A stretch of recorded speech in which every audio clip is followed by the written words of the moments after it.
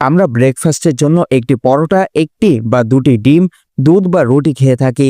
কিন্তু আপনি কি এমন শুনেছেন যে কেউ শুধু ব্রেকফাস্টে 36টি ডিম, 4টি মুরগি, 3 কেজি রেড মিট খান এবং 5 লিটার দুধ পান করেন? একবার ভাবুন তো, কেউ যদি সকালে ব্রেকফাস্টে এইটা খায় তাহলে সে দুপুরে বা রাতের খাবারে কতটা আর কি কি খাবে? শুধু তাই নয়, যে ব্যক্তি এসব খায় সে নিজেকে বিশ্বের সবচেয়ে ক্ষমতাধর ব্যক্তি বলে দাবি করে। তবে চলুন জেনে নেওয়া যাক কে এই ব্যক্তি। এই ব্যক্তি আমাদের প্রতিবেশী দেশ পাকিস্তানের খাইবার পাখতুনখোয়া প্রদেশে থাকেন।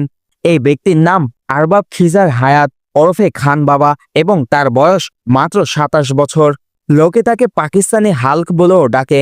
খান বাবার ওজন 436 থেকে 437 কেজি এবং উচ্চতা 6 ফুট 3 ইঞ্চি।